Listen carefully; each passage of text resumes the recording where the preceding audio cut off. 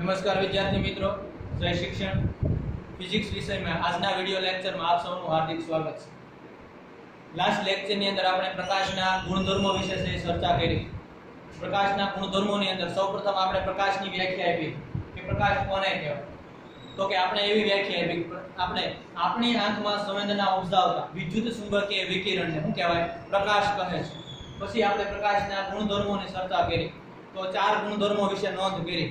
एक गुणधर्म के शून्यावकाश में झड़प की केटली होय तो के 3 × 10⁸ मीटर प्रति सेकंड। बीजू तो के आ तरंग छे એટલે तरंग लंबाई होय तो के एनी तरंग लंबाई केटली होय तो के 700 नेनोमीटर थी 800 नेनोमीटर। પછી नेनोमीटर मांथी આપણે एंगस्ट्रॉम में मीटर में અને सेंटीमीटर में कन्वर्ट करी તમે બધા જાણો છો। ત્યાર પછી આપણે ત્રીજો ગુણધર્મ એવો લઈએ કે પ્રકાશને પ્રસરવા માટે માધ્યમની જરૂર નથી કારણ કે ઓલરેડી શૂન્યાવકાશ में પ્રસરી શકે છે। तो આપણે એમ કીધું કે આજે વિદ્યુત ચુંબકીય વિકિરણ છે કેવા હોય? બિન યાંત્રિક તરંગો હોય। કેવા હોય? બિન યાંત્રિક। અને ચોથો મુદ્દો આપણે એવો લખ્યો કે જ્યારે એ માધ્યમમાં આવે ત્યારે એની ઝડપમાં ઘટાડો થાય અને એ ઘટાડો કોના ઉપર આધાર રાખે? જે તે માધ્યમ ઉપર। આજે જે આપણે અત્યારે ભણવાનું છે એ ભણવાનું છે પ્રકાશનું પરાવર્તન। શું ભણવાનું છે? પ્રકાશનું પરાવર્તન। તો પહેલા તો પરાવર્તન કોને કહેવાય એ શબ્દ સમજવાની જરૂરિયાત છે। समझो तमे कि मान लो कि कोई प्रकाश मान लो आ बोर्ड ऊपर आवे छे, आ बोर्ड ऊपर प्रकाश आव्यो, आ प्रकाश बोर्ड ऊपर आव्या पछी पाछो फरे एनी साथे અથડાય અને શું આવે છે? પાછો। જ્યારે અથડાય અને પાછો આવે ને એ જે પાછી વળવાની ઘટના છે ને એને પરાવર્તન કહેવાય। શું કહેવાય? પરાવર્તન। ખબર પડે કે નહીં? આवर्तन અને આવવું, પરા એટલે પાછું આવે, પાછું આવે ને એ ઘટનાને શું કહેવાય? પરાવર્તન કહેવાય। પણ અહીંયા કોનું પરાવર્તન ભણીએ આપણે? પ્રકાશનું પરાવર્તન। તો કોણ પાછો આવે? પ્રકાશ। તો પ્રકાશના પરાવર્તનની મારે વ્યાખ્યા આપવી હોય તો એમ આપી શકાય। પણ બીજી એક શબ્દ કે તમે જો કે કોઈ પણ સપાટી ઉપર પ્રકાશ આપાત થાય ને કોઈ પણ સપાટી ઉપર ત્યારે મુખ્યત્વે ત્રણ ઘટનાઓ બનતી હોય। કોઈ સપાટી ઉપર પ્રકાશ આપાત થાય ત્યારે મુખ્યત્વે ત્રણ ઘટનાઓ બનતી હોય। કઈ કઈ? તો કે એક પરાવર્તન, વક્રીભવન અને શોષણ। પરાવર્તન, વક્રીભવન અને શોષણ। હવે તમે એમાં જુઓ કે જ્યારે સપાટી અપારદર્શક હોય ને અપારદર્શક ત્યારે મોટા ભાગે પરાવર્તન જ થતું હોય। શું થતું હોય? પરાવર્તન। અને જો સપાટી પારદર્શક હોય તો વક્રીભવન થાય। શું થાય? વક્રીભવન। પારદર્શક હોય એટલે એમાં આરપાર જઈ શકે પ્રકાશ, આરપાર જઈ શકે, જ્યારે એની અંદર એન્ટર થાય ત્યારે વક્રીભવનની ઘટના થાય અને ન જઈ શકે તો કોઈ પ્રશ્ન જ નથી। શું વળવાનું છે? પાછું। તો કઈ ઘટના થાય? પરાવર્તન થાય। એટલા માટે આપણે પરાવર્તનની વ્યાખ્યાની અંદર છે ને એવી ઉપયોગ કરશું કે જ્યારે પ્રકાશ અપારદર્શક સપાટી ઉપર આપાત થાય। કોના ઉપર? અપારદર્શક સપાટી ઉપર। તો આપણે શરૂઆત કરી આજના ટોપિકની। આજનો જે ટોપિક છે આપણો શું છે? પ્રકાશનું પરાવર્તન।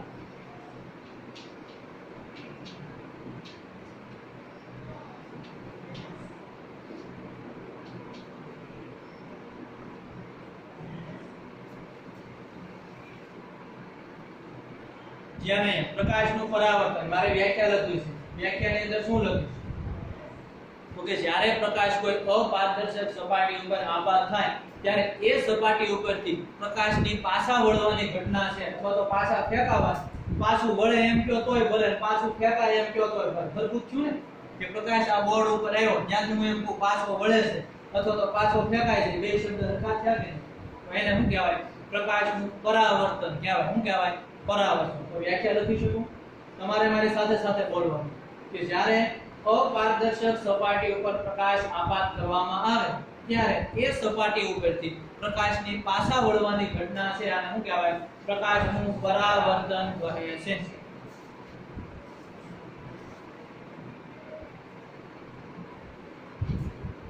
કેવી સપાટી ઉપર? જ્યારે અપારદર્શક સપાટી ઉપર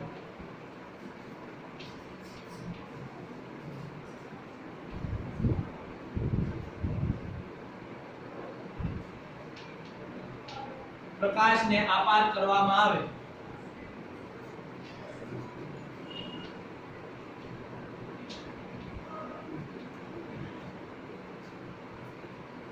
ત્યારે તે સપાટી પરથી કોની? પ્રકાશને શું કરવાનું? પાછા ફેંકાવાની લખો તો પાછા વળવાનું। પાછા ફેંકાવાની ઘટના પ્રકાશનું પરાવર્તન કહે છે. પ્રકાશનું પરાવર્તન કહે છે. આમાં કઈ પ્રશ્ન કે પ્રકાશ એ આ સપાટી પર આપણે કર્યો. સપાટી એટલે માની લો કે આ બોર્ડ છે, આપણી સપાટી છે. બોર્ડની આરપાર જોઈ શકો છો તમે? બોર્ડની પાછળ છે દેખાય છે? નથી દેખાતું. કેવી સપાટી કહેવાય? અપારદર્શક. અપારદર્શક. એના ઉપર હું આપાત કર્યું? પ્રકાશનું કિરણ એટલે કે પ્રકાશ. એટલે હું છું ઈ સપાટી ઉપરથી હું આવ્યો? પાછો. એટલે પાછો ફેંકાણો. તો આ ઘટનાને હું કીધું? પ્રકાશનું પરાવર્તન કહે છે. ખ્યાલ આવે કે નહીં? હાલો ફરી વખત આ વ્યાખ્યા તમારે બોલવાની છે. જ્યારે અપારદર્શક સપાટી પર પ્રકાશને આપાત કરવામાં આવે ત્યારે સપાટી પરથી પ્રકાશ પાછા ફેંકાવાની ઘટનાને પ્રકાશનું પરાવર્તન કહે છે. આમાં કોઈને કઈ પ્રશ્ન નહીં? સમજી શકાય. હવે જો કે આ કઈ રીતે પાછો ફેંકાય છે એની આપણે વાત કરી અને પછી આપણે પરાવર્તનના નિયમો ભણવાના છે. શું ભણવાના છે? પરાવર્તનના નિયમો. પરાવર્તનના નિયમો તમે ધોરણ 10 ની અંદર ભણ્યા ને ત્યારે બે નિયમો આવતા. કેટલા? બે. અત્યારે આપણે શેમાં છીએ? 12 સાયન્સ ની. એટલે અહીંયા ત્રણ નિયમો ભણશું. કેટલા? ત્રણ. પણ જો તમે અહીંયા આકૃતિ સમજશો ને એટલે નિયમો તમે બેઠે બેઠા લખી શકશો. નિયમો ગોખવાના નથી. આકૃતિ ઉપરથી છે એ લખવાના છે. જ્યાં નહીં આપણે અપારદર્શક સપાટી ધ્યાનમાં લીધી કે નહીં? કઈ સપાટી ધ્યાનમાં લીધી? અપારદર્શક. એટલે આ જે સપાટી છે એને હું અપારદર્શક સપાટી બતાવું. આ એક સપાટી છે, બરાબર? હવે હું અત્યારે એક સપાટીને લંબ દોરવો છે. શું દોરવો છે? સપાટીને લંબ. તમે મને કહેશો સપાટીને લંબ કઈ રીતે દોરી શકાય? ખૂણો કેટલો બને? 90 ડિગ્રીનો. એ રીતે તમે લાઈન દોરો તો એને સપાટીને શું દોરવા એમ કહેવાય? લંબ. બધાનું ધ્યાન અહીંયા હું સપાટીને લંબ દોરું. અહીંયા ખૂણો કેટલાનો બને છે? 90 ડિગ્રી. એટલા માટે આને સપાટીને દોરેલો શું કહેવાય? લંબ. ધ્યાન અહીંયા આપણે પ્રકાશ પરાવર્તન ની અંદર એવું કીધું કે અપારદર્શક સપાટી ઉપર પ્રકાશને આપાત કરવામાં આવે એટલે આપણે અહીંયા લઈ જવો તો પડશે કે નહીં પ્રકાશને? એટલે ધ્યાન અહીંયા કે અહીંથી માની લો કે આપણું પ્રકાશનું કિરણ આવે છે. અહીંયા પ્રકાશનું કિરણ આવે છે એટલે જે કિરણ સપાટી ઉપર આવતું હોય એને કેવું કિરણ કહેવાય? આપાત કિરણ. શું કહેવાય? આપાત કિરણ. કારણ કે વ્યાખ્યામાં જે વાત કરી દોરવું તો પડે કે નહીં આપણે? કે અપારદર્શક સપાટી ઉપર પ્રકાશને આપાત કરવામાં આવે તો અહીં આપણે દર્શાવ્યો છે કે પ્રકાશને કોના ઉપર આપાત કર્યો? અપારદર્શક સપાટી. ત્યાંથી શું કરે છે? પાછો વળે છે. એટલે આ જે માધ્યમ છે એની આરપાર નીકળી શકતો નથી પણ એના જ માધ્યમમાં પાછો શું આવશે? પાછો ફરશે. તો આ તમારો શું થઈ ગયું? આપાત કિરણ. હવે આપણે નિયમ પ્રમાણે કે પાછો ફેંકાય છે એટલે પાછો ફેંકાય છે એટલે આ રીતે છે એ તો એનું પ્રકાશ પાછો ફેંકાય અને પાછો ફેંકાય એટલે હું છું એમ કહેવાય? પરાવર્તન. એટલે આ જે કિરણ છે એને આપણે શું કહીશું? પરાવર્તિત કિરણ. શું કહીશું? પરાવર્તિત કિરણ. આ ઓલરેડી તમારી સપાટી છે. કઈ સપાટી છે? અપારદર્શક. એના ઉપર આપણે પ્રકાશનું કિરણ આપાત કર્યું છે એટલે આપાત કિરણ. સપાટીમાંથી પાછું ફેંકાય છે એટલે આને શું કહેવાય? પરાવર્તિત કિરણ. ખ્યાલ આવે કે નહીં? હાલો તો હું આના નામ લખી નાખું છું. ધ્યાન અહીંયા આ કિરણને આપણે શું કહીશું? આપાત કિરણ. શું કહીશું? આપાત કિરણ. આ કિરણને શું કહીશું? પરાવર્તિત કિરણ. ધ્યાન અહીંયા બતાવો. પરાવર્તિત કિરણ. હવે તમે આપાત કોણ અને પરાવર્તન કોણની વ્યાખ્યા ભણી ગયા છો, બરાબર? ઈ વ્યાખ્યા હું લખાવીશ નહીં કારણ કે કોમન છે. તમને સમજાવી દઉં વ્યાખ્યા, પણ આપાત કોણ અને પરાવર્તન કોણની વ્યાખ્યા નહીં લખાવું અને સીધો પરાવર્તનના નિયમોની ચર્ચા કરી. તો આપાત કોણ અને પરાવર્તન કોણ કોને કહેવાય? તો આપણે એવી વ્યાખ્યા ભણી ગયા જ્યાં અહીંયા પરાવર્તિત કિરણ આ જે જો આ એક બિંદુ છે એનું નામ આપી દો. ઓ બિંદુનું નામ આપો. હું આપું? ઓ. અહીંયા પ્રકાશ આવે છે કે નહીં? અહીંયા પ્રકાશ આવે છે એટલે આ બિંદુને આપાત બિંદુ કહેવાય. શું કહેવાય? આપાત બિંદુ. કારણ કે પ્રકાશ અહીંયા આવે છે કે નહીં? પ્રકાશ અહીંયા આવતો હોય તો આ બિંદુને આપણે શું કહેવાય? આપાત બિંદુ કહેવાય. બિંદુ છે તો ખબર જ છે પ્રકાશ આવે છે એટલે આપાત બિંદુ કીધું.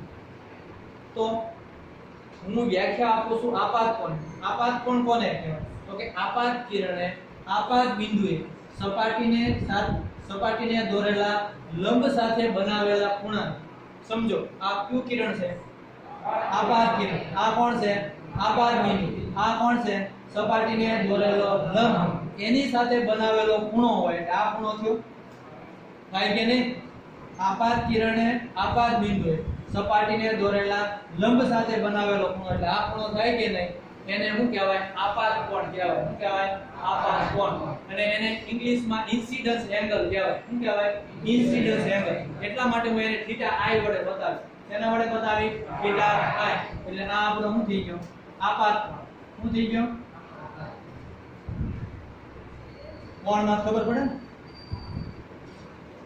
ખબર પડે ને કોણ એટલે ખૂણો ઘણા ગેરેજિંગ કહે કે કોણિયું શું માત્ર કોણની વાત નથી જેની વાત કરી છે આપણે ખૂણા કોણ એટલે ખૂણો આ બધાને ખબર જ હોય પણ છતાંય પ્રશ્ન નથી કોની વ્યાખ્યા આપી મેં આપાત કોણ હવે આપાત કોણ તમને આવડવો જોઈએ હું લખાવું નહીં તોય તમને એમ કહું ને આપાત કોણની વ્યાખ્યા હું તો તમારે બોલવાની આપાત કિરણ આપાત બિંદુએ સપાટીને દોરેલા લંબ સાથે બનાવેલા ખૂણાને શું કહેવાય આપાત આવડે કે નહીં વ્યાખ્યા આકૃતિ ઉપર જ વ્યાખ્યા લખીએ છીએ આપણે આમાં યાદ રાખી નથી એ જ રીતે આ કયું કિરણ છે પરાવર્તિત કિરણ આ કયું બિંદુ છે આપાત બિંદુ આ સપાટીને દોરેલો લંબ તો ઈ ખૂણો બનાવે ને એને પરાવર્તન કોણ કહેવાય શું કહેવાય પરાવર્તન કોણ હું વ્યાખ્યા આપું છું હજી પરાવર્તિત કિરણે આપાત બિંદુએ સપાટીને દોરેલા લંબ સાથે બનાવેલા ખૂણાને શું કહેવાય પરાવર્તન કોણ કહે છે એને રિફ્રેક્શન એંગલ કહેવાય શું કહેવાય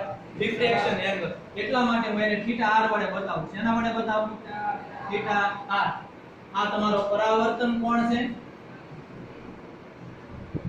ધ્યાન અહીંયા આને હું કહેશું પરાવર્તન કોણ આને હું કહેશું આપણે આપાત કોણ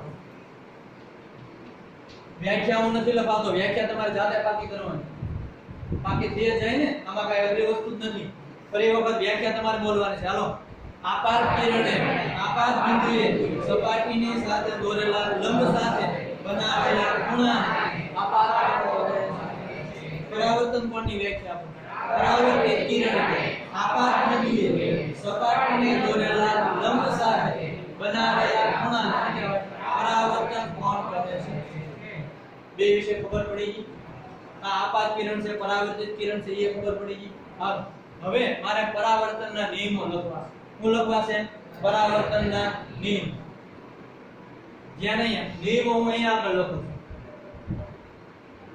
પરાવર્તનના નિયમ હું માત્ર નિયમો લખું છું પણ નિયમો કોના છે એ તમને ખબર છે કોના નિયમો છે પરાવર્તન હાલો પહેલો નિયમ એમાં એવો કે આ ખૂણો અને આ ખૂણો હંમેશા સરખા જ હોય આ ખૂણો અને આ ખૂણો એટલે જ્યાં એવું નહીં લખવાનું કે આ ખૂણો અને આ ખૂણો સરખા આ ખૂણો એટલે કયો છે આપાત કોણ આ ખૂણો એટલે કયો છે પરાવર્તન કોણ તો પહેલો નિયમ એવો કે આપાત કોણ અને પરાવર્તન કોણ હંમેશા સમાન હોય છે પહેલો નિયમ શું થઈ ગયો આપાત કોણ અને પરાવર્તન કોણ હંમેશા સમાન હોય છે ત્રણે ત્રણ નિયમો તમને પહેલા સમજાવી દઉં પછી ત્રણે ત્રણ લખી દે વેટ ઉતારી દો હાલો જ્યાં નહીં બીજો નિયમ આપાત કિરણ પરાવર્તિત કિરણ અને સપાટીને દોરેલો લંબ ત્રણે એક જ સમતલમાં હોય આપાત કિરણ પરાવર્તિત કિરણ અને સપાટીને દોરેલો લંબ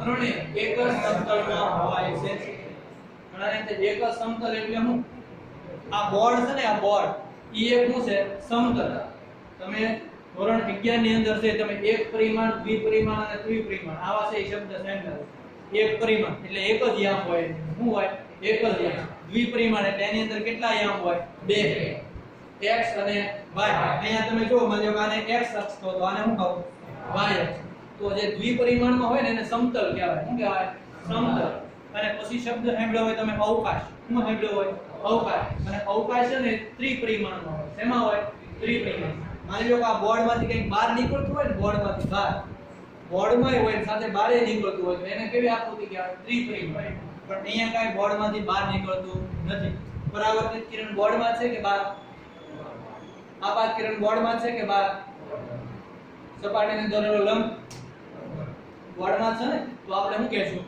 આપાત કિરણ પરાવર્તિત કિરણ અને સપાટીને દોરેલો લંબ ત્રણેય ક્યાં હોય એક જ સમતલમાં હોય છે આમાં કાઈ વાંધો ત્રીજો નિયમ આ નિયમ આમ જો ને આકૃતિ જો ને આવા નિયમ ઘણા લખવાના હોય કે આ તો બધાને આવે આપાત કિરણ અને પરાવર્તિત કિરણ લંબની સામસામેની બાજુએ હોય. આ તમને શું દેખાય? આ લંબ નથી છે કે નહીં? આ આપાત કિરણ છે, આ શું છે? પરાવર્તિત કિરણ. તો લંબની ક્યાં છે? સામસામેની બાજુએ છે ને, તો ઈ ક્યાં ત્રીજો નિયમ કહેવાનો. તો આપણને શું વાંધો? આપણે કઈ વાંધો હોય નહીં. તો લખી નાખવાનું. ત્રણ નિયમ લખી શકો. લખું કે? ચાલો પહેલો નિયમ હવે તમારે બોલવાના છે. નિયમો મને ભૂલાઈ ગયા. બરોબર, એટલે આ નિયમ તમારે બોલવાનો. પહેલો નિયમ, આપાત કોણ અને પરાવર્તિત કોણ હંમેશા સમાન મૂલ્યના હોય છે.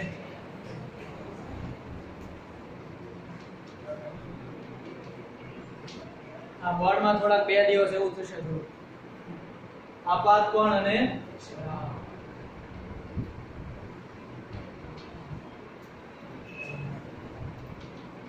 પરાવર્તન કોણ કેવા હોય? સમાન. હંમેશા સમાન મૂલ્યના હોય છે.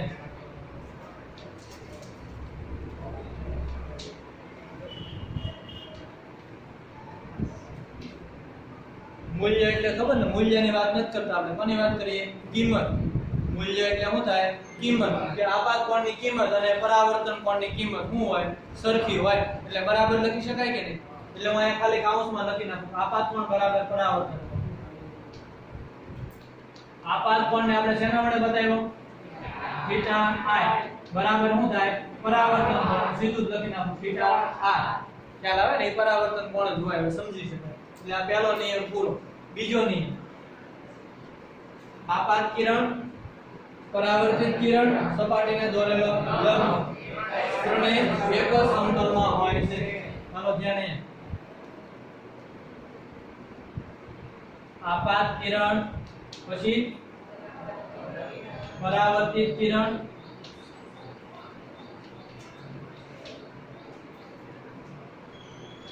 અને ક્યાં દોરેલો? સપાટીને દોરેલો લંબ. ટોટલ કેટલા છે? 3 છે કે નહીં? 1 2 અને 3. ત્રણેય ક્યાં હોય? એક જ સમતલમાં હોય.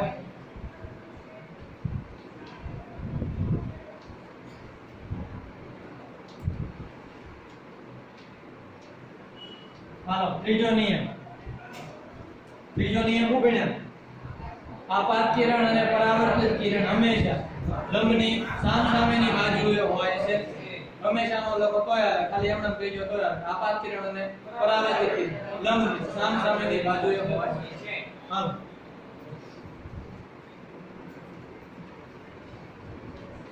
આપાત કિરણ અને પરાવર્તિત કિરણ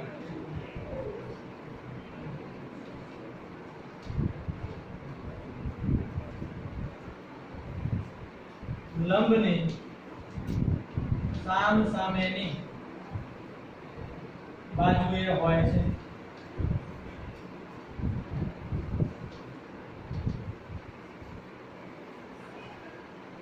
ત્રણ નિયમો વિશે ખબર પડે. હવે આ નિયમોનું રિવિઝન નથી કરવું, એટલી તો હવે ખબર પડી જાય. ત્રણ નિયમો સમજાય જાય. એવા કઈ અઘરા નથી કે રિવિઝન કરવું પડે. અને એ નિયમો મેં આકૃતિ ઉપરથી જ લખ્યા છે. મને આવડતા નથી. કોના ઉપરથી લખ્યા? આકૃતિ ઉપરથી. જે દેખાય છે અહીંયા શું કર્યું? વર્ણન કર્યું. હવે તમે સમજો કે તમને આવો પ્રશ્ન પૂછવામાં આવે કે આપાત કોણ કીધું? શું કીધું? આ આપાત કિરણ આપાત બિંદુ સપાટીને સાથે લંબ સાથે જે ખૂણો બનાવ્યો એને મેં આપાત કોણ કીધું. પણ હવે તમને એવો પ્રશ્ન પૂછવામાં આવે કે જ્યારે સપાટી સાથે 30 ડિગ્રીના ખૂણે એક કિરણ આપાત થાય છે. સમજો પ્રશ્ન હું કહું છું કે સપાટી સાથે એક 30 ડિગ્રીના ખૂણે એક કિરણ આપાત થાય છે. તો આ જે રચના છે એના માટે આપાત કોણનું મૂલ્ય કેટલું? આપણે તો ભણી ગયા કે નહીં? આ તો ભણી ગયા છે કે નહીં? એટલે પરાવર્તન તો પૂરું થઈ ગયું. 60 ડિગ્રી. શા માટે 60 ડિગ્રી? ખૂબ સરસ. તમને એવો પ્રશ્ન પૂછવામાં આવ્યો છે નહીં, એવું કીધું છે મેં કે એક સપાટીને એક આપાત કિરણ છે એ સપાટી સાથે કેટલા ડિગ્રીના ખૂણે આપાત થાય છે? એમ કીધું મેં 30 ડિગ્રીના. એટલે સપાટી સાથે કે આ આપણી સપાટી છે કે નહીં? આની સાથે 30 ડિગ્રીના ખૂણે આપાત થાય છે. ત્યાં નહીં એટલે આ જે ખૂણો છે એ કેટલો હશે 30 ડિગ્રી છે ખ્યાલ આવે કે નહીં પણ મેં તમને પ્રશ્ન શું પૂછ્યો આપાત કોણ એટલે આપાત કોણ એટલે આ ખૂણો ને તો આ તો તમને ખબર છે આખો ખૂણો કેટલો છે 90 જો આખો ખૂણો 90 હોય આ કેટલો છે 30 તો આપાત કોણ કેટલો થાય થાય કે નહીં તો આવા પ્રશ્ન પૂછાઈ શકે આમ પરાવર્તન ઉપરથી આવા એમસીક્યુ તમારે પૂછાઈ શકે કે ભાઈ આવી રીતે આપણને ખબર હોય કિરણ આપાત થયું એટલે આપણે સીધું લખી નાખી 30 ડિગ્રી ઓપ્શન હોય એમ કારણ કે આપણને કીધું કે 30 ડિગ્રીના ખૂણે આપાત થાય પણ કોની સાથે કીધું સપાટી સાથે 30 ડિગ્રી નું કીધું હોય તો આપણે 90 માંથી શું કરવા પડે બાદ કરવા પડે તમને એમ કીધું હોય તો લંબ સાથે 30 ડિગ્રીના ખૂણે આપાત થાય તો લંબ સાથે 30 ડિગ્રીના ખૂણે આપાત થાય તો 30 ડિગ્રી આ જ કન્ડિશન ની અંદર તમે મને કહો પરાવર્તન કોણ કેટલો આ જ કન્ડિશન ની અંદર તમારે મને કહેવાનું છે પરાવર્તન કોણ કેટલો છે 60 ડિગ્રી શા માટે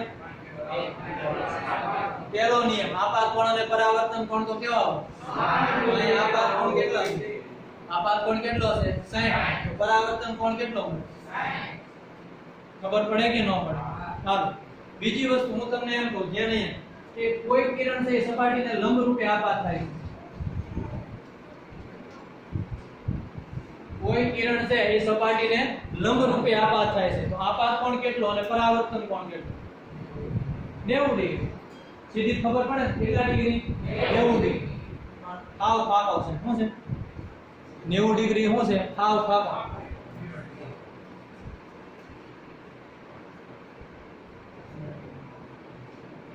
આપાત કિરણ ક્યાં આપાત થાય છે સપાટીને લંબ રૂપે તો આપાત કોણની વ્યાખ્યા તમે સમજો આપાત કિરણ અને લંબ સાથે બનાવેલો ખૂણો હોય એને શું કહેવાય આપાત કોણ હવે જેમ જેમ કિરણ નજીક આવતું જાય જેમ અહીંયા કિરણ પહોંચે તો આપાત કોણ નાનો થતો જાય કે વધતો જાય નાનો થતો જાય તો આમ કરતા કરતા એ ક્યાં થઈ જાય સપાટીને લંબ થઈ જાય એટલે નજીક આવતું હવે આ તમારો આપાત કિરણ થઈ ગયું સપાટીને લંબ રૂપે આવે એટલે સીધું ઉપર જ આવે છે ને દેખાય છે બધાને નહીતર આ બાજુ આકૃતિ દોરીને બતાવો ચાલો તો આ છે શું તમારું આપાત કિરણ છે સપાટીને કેવી રીતે આવે છે લંબ રૂપે તો લંબની માથે છે ને તો લંબ સાથે શું ખૂણો બનાવે 0 એટલે આપાત કોણ હંમેશા શું થાય 0 ડિગ્રી કેટલો થાય 0 ડિગ્રી પરાવર્તન કોણ 0 ડિગ્રી પરાવર્તન કોણ પણ કેટલો થાય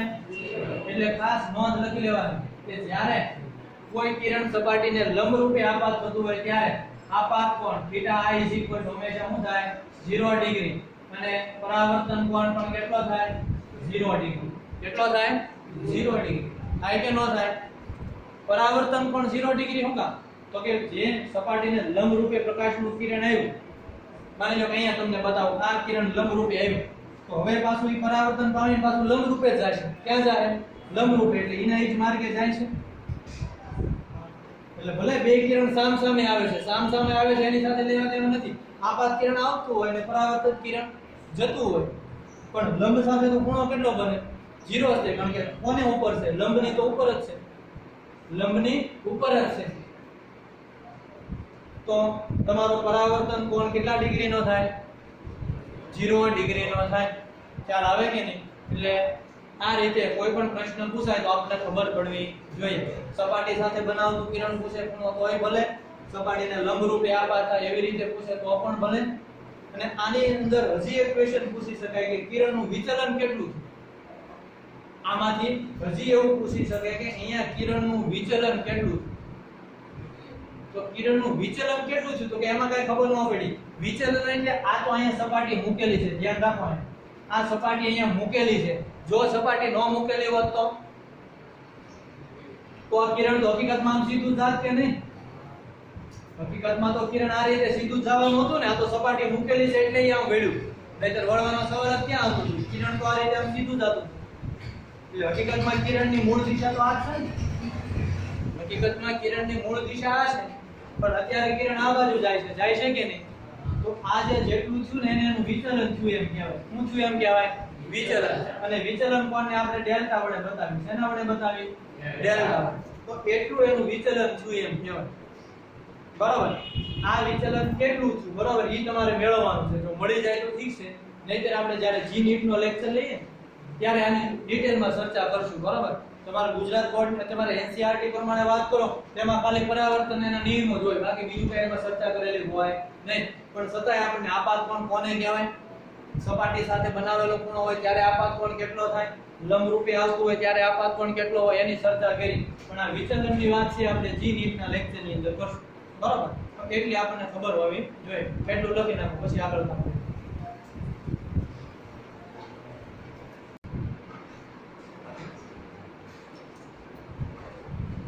જ્યાં આપણે વાત કરવાની છે હવે છે ને અરીસા. તો મુખ્યત્વે છે આપણે અરીસાના બે પ્રકાર પાડીશું. કેટલા? બે. ત્યાં અહીંયા બધા આપણે કામ કરવાનું છે અરીસાના પ્રકાર વિશે. મુખ્યત્વે છે અરીસા બે પ્રકારના હોય અને અરીસાને ઇંગ્લિશમાં મિરર કહેવાય. શું કહેવાય? મિરર. આવા શબ્દો છે ને તમારે ઘણી વખત છે કામ આવતા. બરોબર એટલે ધ્યાન રાખો. અરીસાને ઇંગ્લિશમાં શું કહેવાય? મિરર. મુખ્યત્વે અરીસા બે પ્રકારના. ક્યાં ક્યાં કોઈ ખબર છે? ક્યાં ક્યાં? અંતર્ગોળ અરીસો અને બહિર્ગોળ અરીસો. આવ ખોટું. મુખ્યત્વે બે પ્રકાર છે, સમતલ અરીસો અને ગોલીય અરીસો. મુખ્યત્વે અરીસાના કેટલા પ્રકાર છે? બે. એક સમતલ અને બીજો ગોળીય અરીસો. તો અહીંયા લખું છું ધ્યાન. અહીંયા અરીસાના મુખ્ય બે પ્રકાર, એક સમતલ અરીસા અને બીજા ગોળીય અરીસા. ગોળીય અરીસા અને સમતલ અરીસા. તો પહેલાથી ખબર પડે સમતલ અરીસા કોને કહેવાય?